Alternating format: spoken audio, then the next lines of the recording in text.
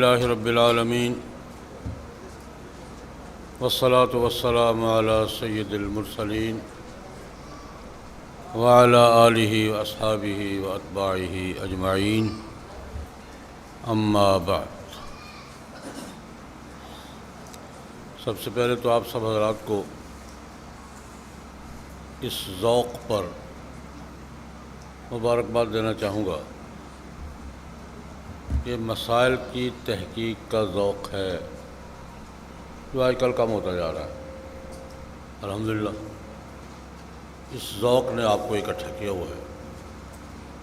کچھ مسائل جو ہمیں دینی حوالے سے پیش آتے ہیں، جن پر گفتگو ہوتی ہے، مباحثہ ہوتا ہے، اس پر تحقیق کر لی جائے، اپنا مطالعہ صحیح کر لیا جائے، مکمل کر لیا جائے، معلومات کی ترتیب صحیح کر لی جائے، تاکہ اس متعلقہ مسئلے پر بات اعتماد سے کر سکیں۔ تحقیق کا یہ مطلب ہوتا ہے۔ یہ ذوق بھی آپ حضرات کو مبارک ہو۔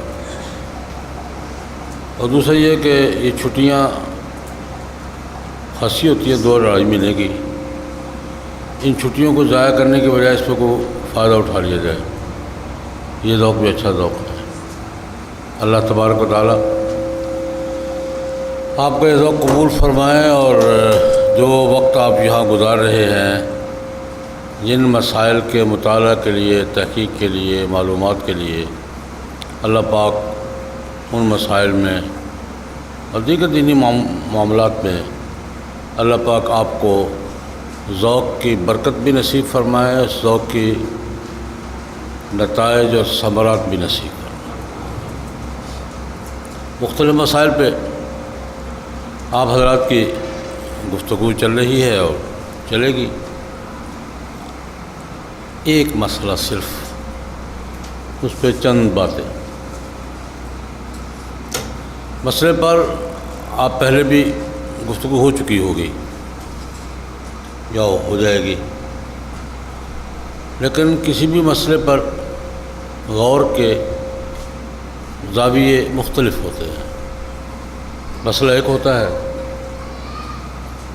اس کے میدان الگ ہوتے ہیں۔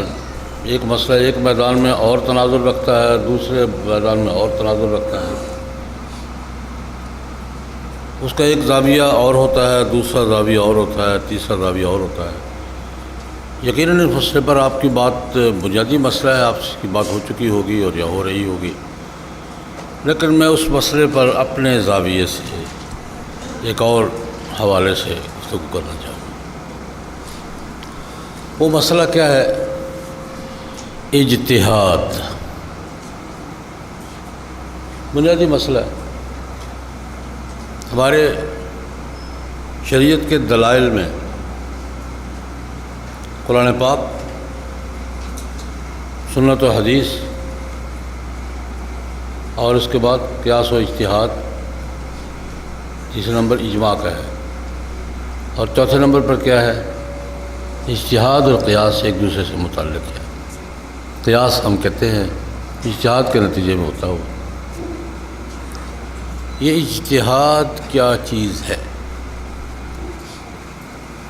اجتہاد کے پہلو کون کون سے ہیں، اور ہمارا آج کی دنیا کے ساتھ اجتہاد کے حوالے سے کیا تنازع ہے اور کیا اختلاف ہے؟ مختلف حلقوں کا اختلاف کے اجتہاد کے حوالے سے نقطہ نظر کیا ہے، ہمارا نقطہ نظر کیا ہے، فرق کیا ہے، ہماری اپنی ترجیح کیا ہے، یہی باتیں ہوں گی۔ اجتہاد کا ایک دائرہ تو وہ ہے جو ہمارا فقہی دائرہ ہے، جس میں اجتہاد کی اہمیت پر، مجتہدین کی خدمات پر، اجتہادی مسائل کے درجات پر وہ ہم بحث کرتے ہیں۔ اس پر میں بحث نہیں کروں گا، اس لیے کہ یہ ہوتی رہتی ہے، پڑھتے بھی ہیں، سنتے بھی ہیں، کسی دوست سے آپ سے بات کی بھی ہوگی۔ میں دوسرے پہلو سے بات کرنا چاہوں گا کہ آج کی دنیا کا ہم سے اجتہاد کا تقاضا، ہم پر الزام ہے کہ اجتہاد کرتے نہیں ہیں، تقاضا یہ ہے کہ اجتہاد کریں۔ آج کی جدید